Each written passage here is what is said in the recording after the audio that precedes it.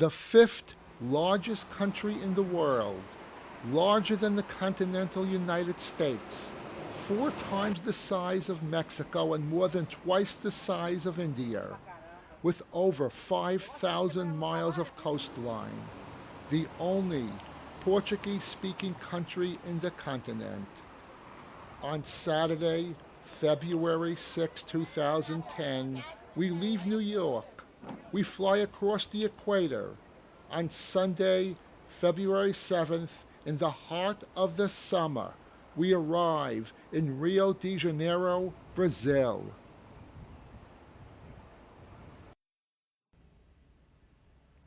Sugarloaf, or Pao de Açúcar, an iconic symbol of the city.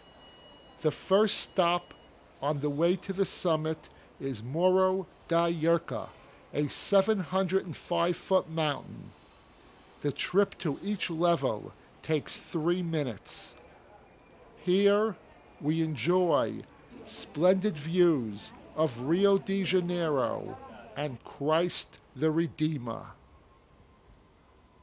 Blame it on Rio, the Cidade Maravilhosa, or Marvelous City, proved itself too irresistible to the International Olympic Committee, which awarded the 2016 Olympic Games to Rio de Janeiro. Rio will be the first South American venue to raise the Olympic torch. The mere sight of Sugarloaf on a film clearly establishes the setting as Rio de Janeiro. We now travel by cable car to the summit of one of the most recognized spots in the world. Copacabana Beach, from the summit of Sugarloaf. A breathtaking view from a world icon. This city's talent for being a tourist destination goes way beyond its famous beaches, scenic nature, and friendly people. Between the sea and the mountains, the city of Rio de Janeiro restates its condition of cultural capital of Brazil in face of its valuable symbolic capital. Rio is the stage for the world-famous Carnival, for Latin America's biggest movie festival, and carries an overbooked agenda of culture and leisure events. A city that is in everybody's mind, here and across the sea. Rio's settlement dates to 1555, and much of the city's rich history is captured in government buildings, traditional churches, national museums, and theaters. The city's municipal theater is modeled after the Paris Opera House. We return to our hotel in Copacabana.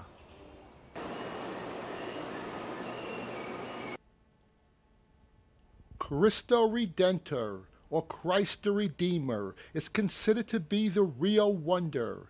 It is the most famous postcard of the city, and it sits on top of the 2,300-foot-high Corcovado Mountain, nearly twice the height of Sugarloaf. Sugarloaf from Corcovado. Copacabana. Maracana Stadium is the largest stadium in the world. The city of Rio de Janeiro. The statue of Christ the Redeemer, with his arms wide open, is blessing the city and welcoming visitors. This statue is now not only the Rio wonder, but has become one of the 7 wonders of the world.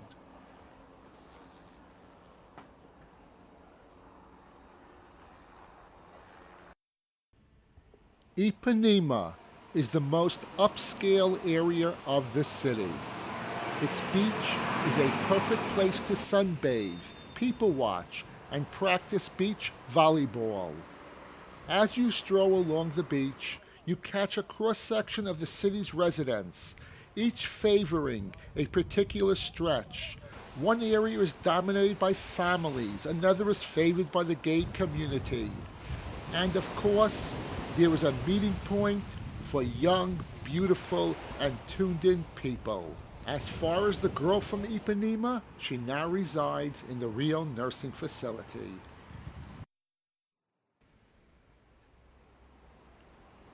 One of the world's most famous avenues lines the world's most famous beach. The avenue is. The beach is Copacabana, famed for its wide mosaic sidewalks. This pedestrian promenade separates Avenida Atlantica from the beach.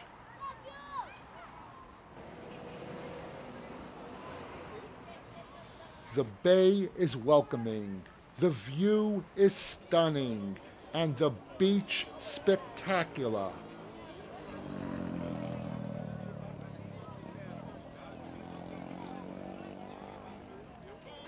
Because of the maddening traffic, noise, packed apartment buildings and hotels, Copacabana is sometimes referred to as Manhattan with bikinis.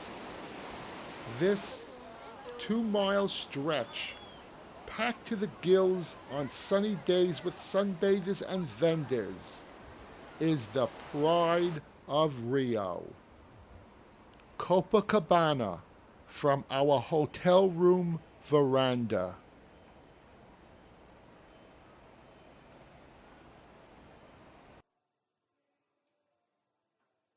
Saudade, amor, o tempo da esperança. Deixa o meu samba te levar pra ser feliz. Eu vou voar com beleza. Está a última marca, uma foi além.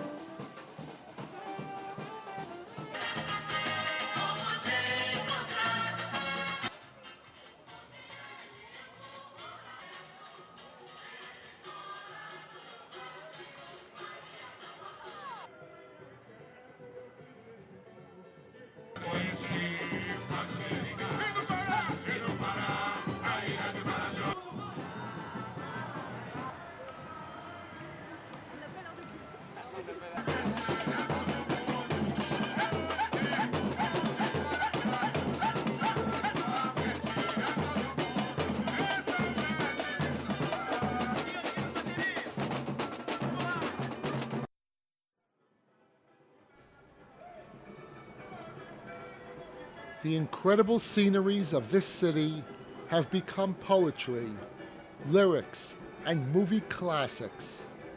This visit has taken us one step beyond. We have lived it.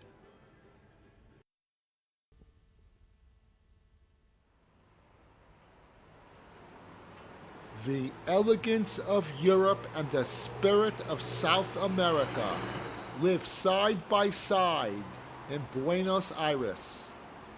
If Buenos Aires has a European face, its soul is intensely Latin. Since its construction in 1580, Plaza de Mayo has been the focal point of Argentina's most politically turbulent moments. Thousands cheered for Perón and Evita here. The Pink House is the official seat of the executive branch of the government and is located on one of the sides of Plaza de Mayo Square. Evita captured the hearts and imagination of millions of Argentinians as she spoke from the balcony of the Pink House. Madonna sang her filmed rendition of Don't Cry for Me, Argentina from the very same balcony. De Mayo Avenue, a tree-lined Spanish-style avenue, runs from Plaza de Mayo to the Capitol. The European-style Capitol building is the seat of the country's congressional branch of government. Buenos Aires is one of the most beautiful and cosmopolitan cities in the world. Avenida 9 de Julio is probably the widest avenue in the world. The city's European architecture, wide boulevards, and charming sidewalk cafes have earned it a reputation as the Paris of South America. Florida Street, an original shopping thoroughfare, has now become a pedestrian-only street. The street is lined mostly with inexpensive shops and fast food restaurants. But this street will give you the buzz of the city. Galerías Pacifico is a remodeled structure which is one of the most elegant shopping malls of the city. Buenos Aires' most chic street is Arroyo, where elegance and art combine with unique exquisiteness, pure refinement in stores and buildings, and of course, in the people that live there.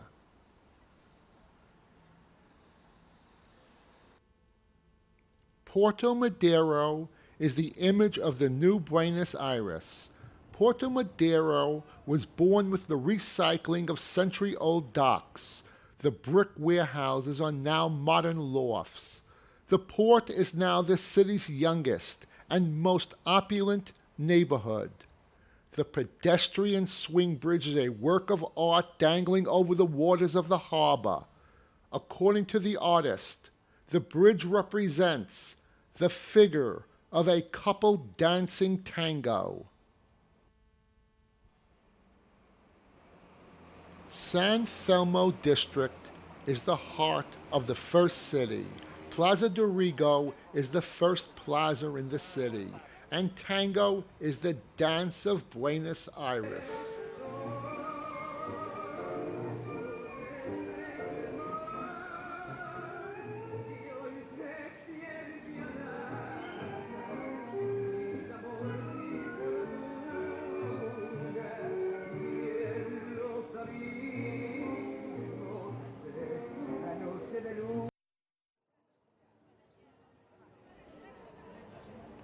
Cobblestone streets, tango dancers, and haphazardly constructed, vividly painted conventillos have made La Boca the darling of Buenos Aires. It is said that tango was born in La Boca.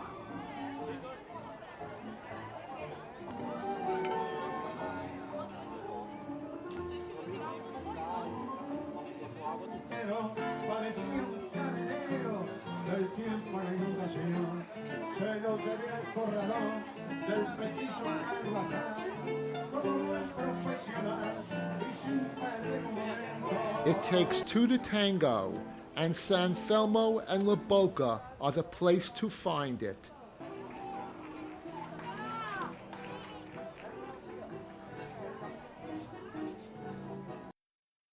There is a corner of Buenos Aires City that seems eternal. Maybe because there is no other neighborhood in the city where life and history dialogue with such a unique elegance. La Recoleta Cemetery is one of the most valuable cemeteries of the world. The sculptures that decorate the tombs and crypts belonging to Buenos Aires' most traditional families constitute an outdoor museum. Among the cemetery's highlights are the embalmed remains of Eva Perón, who made it here after 17 years of posthumous wandering, are in the Duarte family vault. A stainless steel sunflower has become a symbol of the colorful and elegant district of Recoleta and the city of Buenos Aires. Buenos Aires has an impressive magic with a distinction that makes it stand out from other cities. Its sophistication, diversity of neighborhoods and styles turns it unclassifiable. Today, Thursday, February 18th, we board the Star Princess. On this 12-day cruise, we will visit some of the most dramatic places on Earth. Our first port of call will be Montevideo, Uruguay. We will then visit the picturesque Falkland Islands. Then we follow Magellan's path around Cape Horn, view the scenic attractions of the tip of South America, the Strait of Magellan, Beagle Channel, Chilean fjords, and ports of call in some of the most extraordinary places in the world.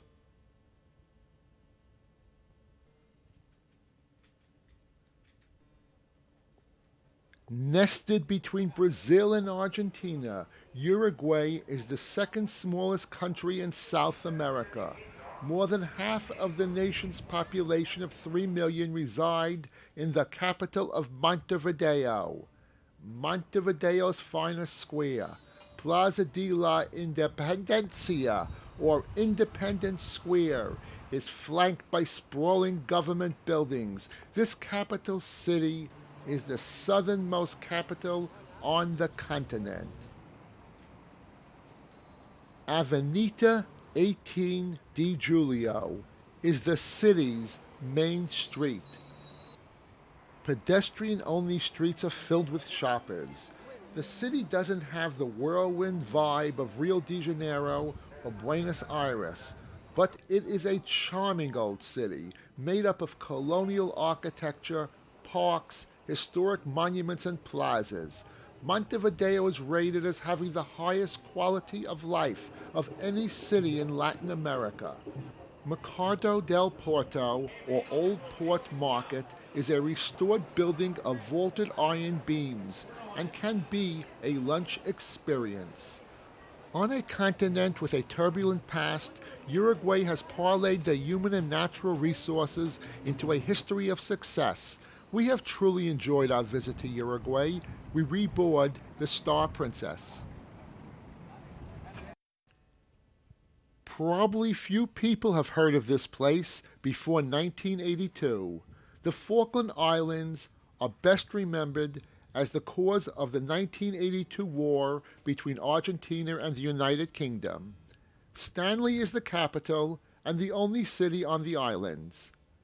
The climate of the Falklands has an appalling reputation.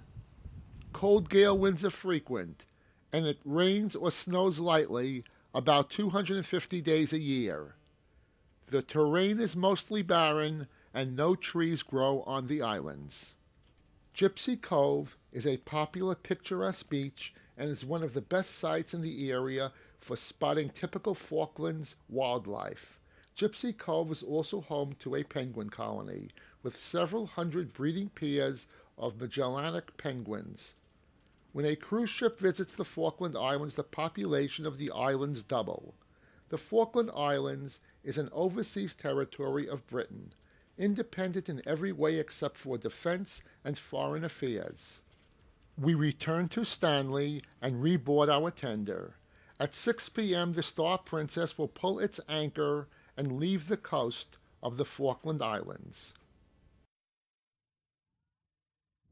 Cape Horn, the most southerly point of South America. For many years, it was a major milestone on the Clipper route by which sailing ships carry trade around the world. However, the waters around the Cape are particularly hazardous due to strong winds, large waves, and icebergs.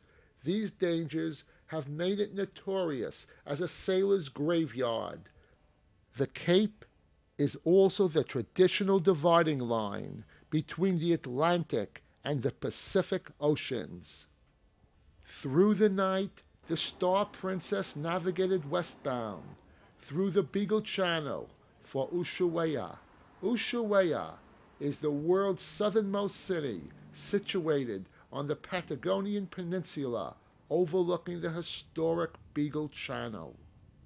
Patagonia spans the southern third of Chile and Argentina, stretching between the Atlantic and Pacific Oceans, until it is separated by the famous waterways of the Straits of Magellan, Beagle Channel, and the Drake Passage. The area south of the mainland is Tierra del Fuego, sometimes referred to as the true Patagonia, encompassing the tip of the continent. In Tierra del Fuego National Park, the landscape is abrupt as a result of glaciarization in bygone eras. The Andes here are a series of mountain chains divided by deep valleys with lakes and rivers. Here the Pan American Highway ends. Glacier Martial is in the mountain range just above the city of Ushuaia. Our journey starts with a 15-minute lift up the mountain. Patagonia, that fabled land of endless, empty, open space at the end of the world, has humbled the most fearless explorers. Many have described it as a cruel and lonely, windswept place, unfit for humans.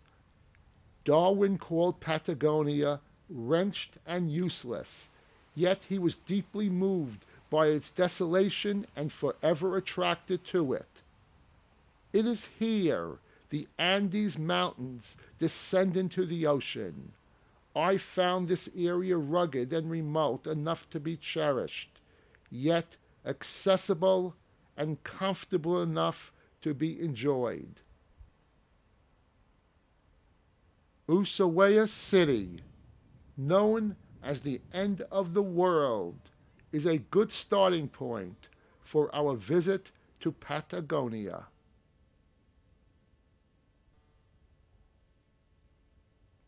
After our departure from Ushuaia, we begin our westbound transit of the Beagle Channel. We pass majestic natural wonders, the glaciers of the Beagle Channel. This is one of the most breathtaking wilderness regions in the world.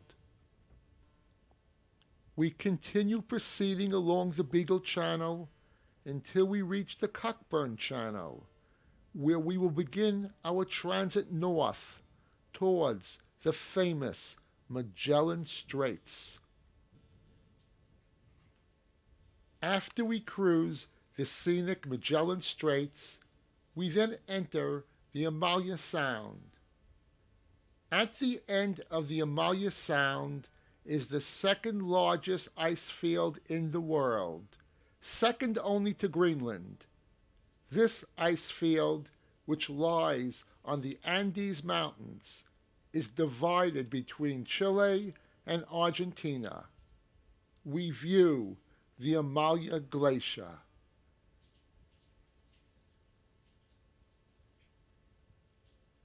We then leave the Amalia Sound.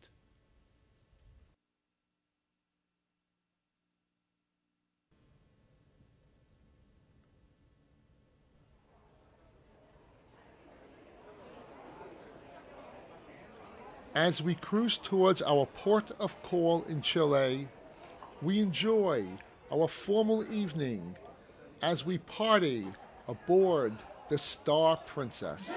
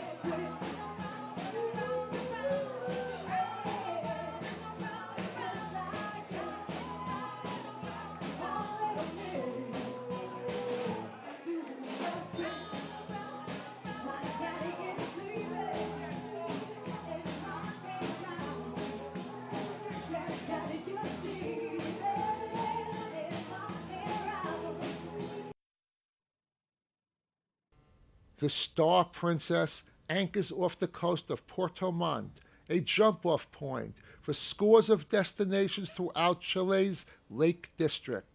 Puerto Varas, or City of Roses, sits on the shores of Lake Yanquihue, nestled beside the Andean foothills in the heart of Chile's famed Lake District. The town is renowned for its magnificent rose gardens along its streets, German-style architecture, and its view of the Osorno volcano. The lake and its lakeside towns are main centers of attraction for tourists, Chilean and otherwise, and in the summer the area has an unmistakable resort atmosphere. Osorno, a perpetually snow-capped Fujiyama-shaped volcano of stunning beauty, is surrounded by landscape that combines fauna and flora of the national parks. The National Parks and Forest Reserve provides access to outstanding geological formations. We view the azure-colored rapids and waterfalls of the Petroe River, lakes, mountains, rivers, woods, and miles of empty space characterize the country's southern area. Porto Montt, from the hills of the city. At the Angelmo Market, we help the local economy before reboarding our ship. The Star Princess will now pull its anchor and leave the coast of southern Chile's Lake District. We sail towards our final port, Valparaiso, Chile.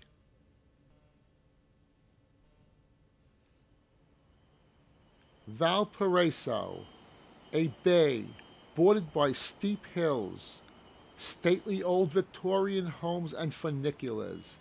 This is Chile's oldest city. This is also the gateway to Chile's Central Valley and the capital of Santiago. Valparaiso is a World Heritage Site. Unfortunately, a few days ago, this region of Chile has suffered a traumatic earthquake which has caused extensive damage to many buildings. Valparaiso shares a bay with Vina del Mar, but the similarities end there. Valparaiso is a bustling port town with a jumble of colorful cottages nestled in the folds of its many hills. Vina del Mar has lush parks surrounding neoclassic mansions and a long beach lined with luxury high-rises. Valparaiso, from across the bay.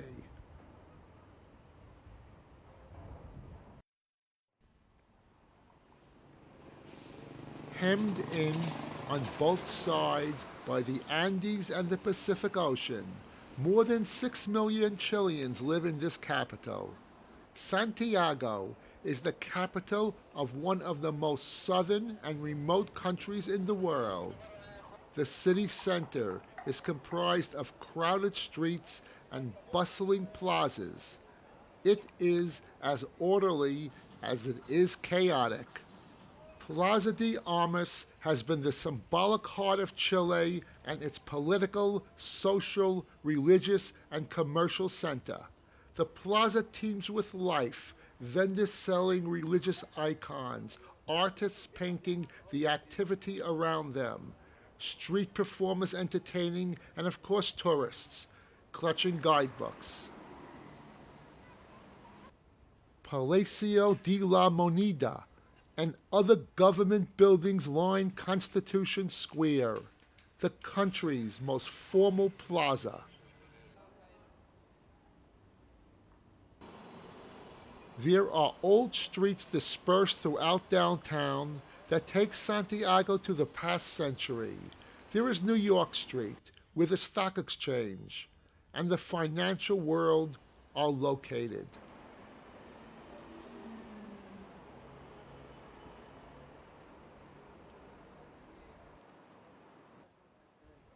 Paris and London streets is a district made of narrow and winding streets. It feels like a patchwork of pieces from other cities that were cut and pasted here. In 1982, this district was declared a national monument.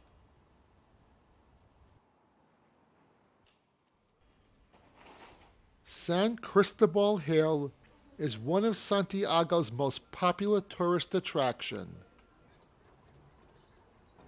We take a funicular to the summit.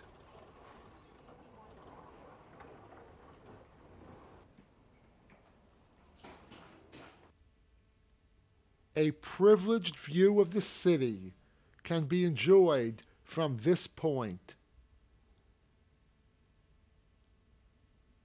The summit is crowned by a gleaming white statue of the Virgin de la Immaculada Concepcion.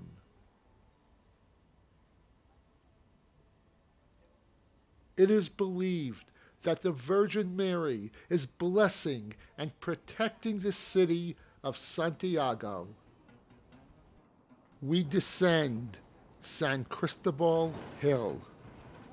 In the shadow of San Cristobal Hill is Bella Vista, a bohemian district of cafes, small restaurants, craft shops, aspiring art galleries, and one of the mysterious houses of Nobel poet Pablo Neruda. As we walk across town towards the Central Market, we pass the upscale Barrio Estaria district and its pleasant surroundings. Mercado Central, or Central Market, is a Victorian train station prefabricated in England and erected in Santiago in the 1800s. In the middle of the market, restaurants compete for customers. A large selection of creatures produced by the Pacific Ocean are on display. Produce is also available. If this doesn't capture your interest, the architecture of the lofty wrought iron structure may. Santiago is truly an amazing city. A few days ago, this city suffered one of the worst earthquakes ever recorded and is still feeling sizable aftershocks. More than half of its buildings have extensive damage.